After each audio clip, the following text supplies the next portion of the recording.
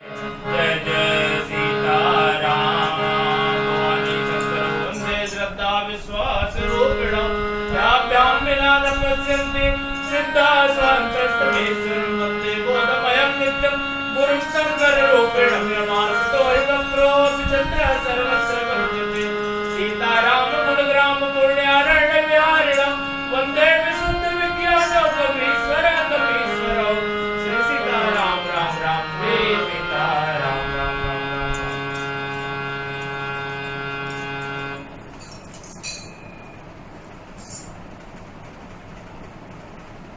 श्री हनुमान जी महाराज की कृपा से ही हम लोग कुछ भगवत चर्चा कर रहे थे और श्री रामचरितमानस जी के आलोक में रामचरित का दर्शन कर रहे हैं। इस प्रसंग में हम लोग एक पहुंचे थे कि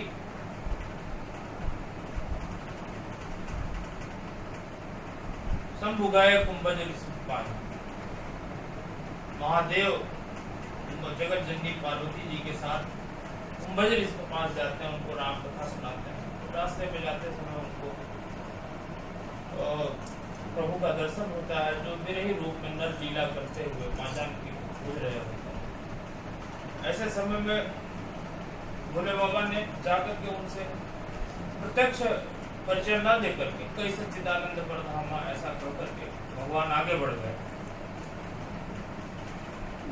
सती के मन में संशय उत्पन्न हो गया, ये तो महादेव है और इन्होंने एक नर को प्रणाम किया है, कारण क्या है? तो ऐसा संशय जब उनके मन में उत्पन्न हुआ तो शंकर जी ने कई बार कई प्रकार से विविध प्रकार से समझाया, किंतु उनके समझ में शायद हरिमाया, शायद नहीं पक्का हरिमाया के ही प्रभाव से उनके समझ में नहीं आया। तो भोले बाबा ने कहा ठीक है, अगर आपके मन में ऐसी कोई दुविधा है तो आप जाएं और परीक्षा ले लें, तब तक मैं यहाँ बैठ के इंतजार करता हूँ। सती जी वहां से चलती है, सती जी वहां से चलती है और वही दृश्य उनके सामने आता है कि लक्ष्मण लाल जी और प्रभु श्री राम ये लोग हे खग मृग हे मधुकर श्रेणी वाला वही प्रसंग चल रहा है। तुम देखी सीता मृग नैनी, एक कामी व्यक्ति की तरह से, मनुष्य की तरह से वृक्षों से, लता से, झाड़ियों से सबसे पूछ रहे हैं हे खग मृग सीता मृग नैनी, इस तरह का उनका वो समय का लीला चल। तो सती जी ने सोचा कैसे परीक्षा लें? तो सती की न सीता कर वेश, सती जी ने सीता का वेश धारण कर लिया और वो ये सोची कि ये लोग सीता जी खोज रहे हैं तो लाओ सीता जी का वेश धारण कर लेते हैं,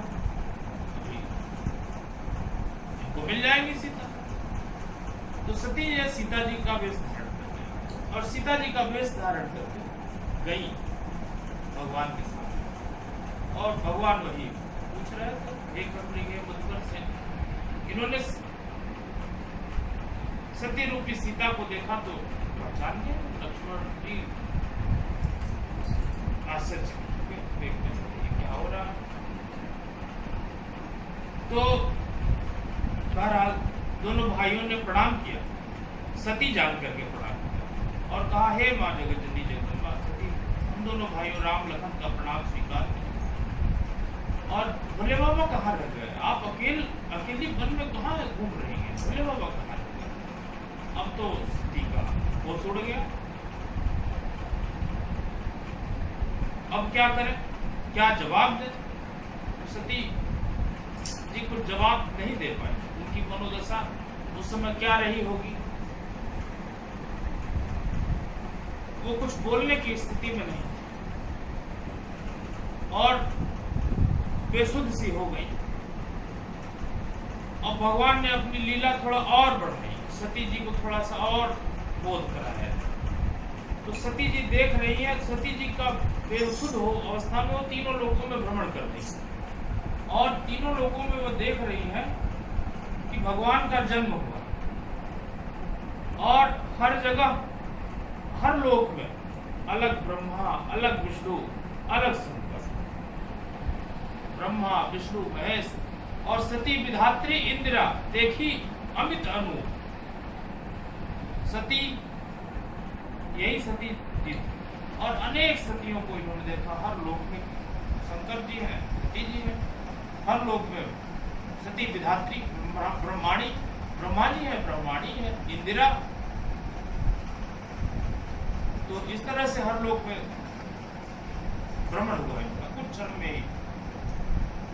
उसके बाद बेसुध होके गिर गए रास्ते में। और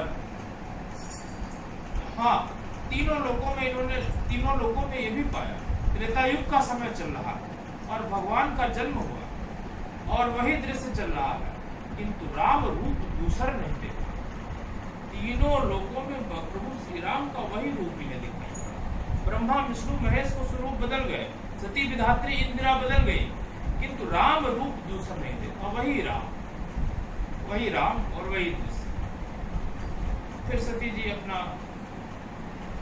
संभाल करके उठी स्वयं और शंकर जी के पास जाती है। अब शंकर जी के पास जाती है तो सती ने भोले बाबा पूछते हैं,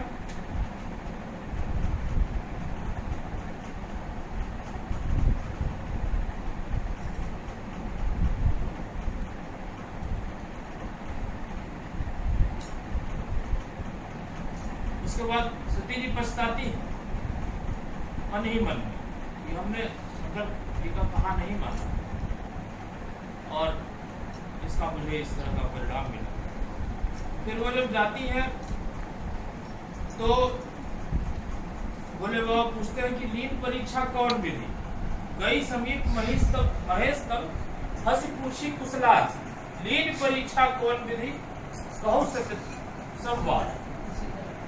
हे मां सती, सत्य बताइए किस प्रकार आपने परीक्षा दी। और वहां जो है सती जी झूठ बोलती, एक गलती सती जी से और हो गई।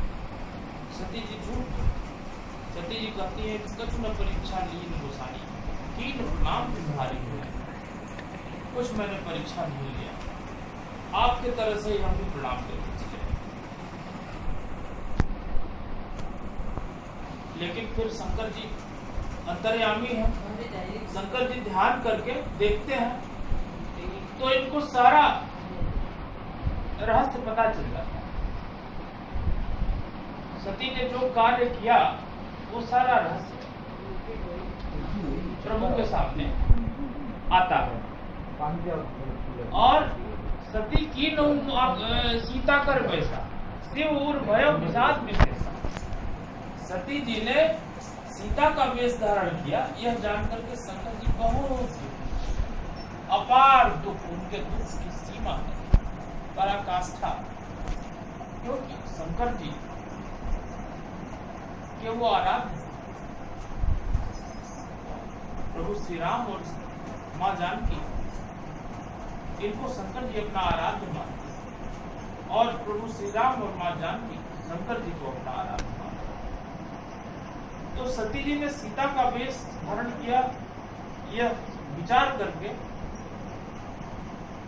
भोले बाबा बहुत दुखी थे और मन ही मन उन्होंने संकल्प किया, शिव संकल्प कीन मन नाही, एहतन सती भेंट आवना, कि अब इनसे मेरा पति पत्नी का संबंध नहीं और इस शरीर से अब सती से मुलाकात हो। उसके बाद मन में ही उन्होंने शिव संकल्प किया और आकाशवाणी हुई कि ऐसा संकल्प आपके अलावा ये महेश कौन ले सकता है, ये भोले बाबा। फिर जाते हैं कैलाश पर्वत पर दोनों लोग और जो वाम भाग में आसन होता है, वाम भाग में वो आसन नहीं न देकर भोले बाबा सामने बैठाते हैं सती को। और फिर इनके मन में विषाद था ही, ये प्रभु का स्मरण करने लगे, वही है जो राम ने चिराग था। ऐसा स्मरण करते हुए लागी समाधि अखंड अपारा।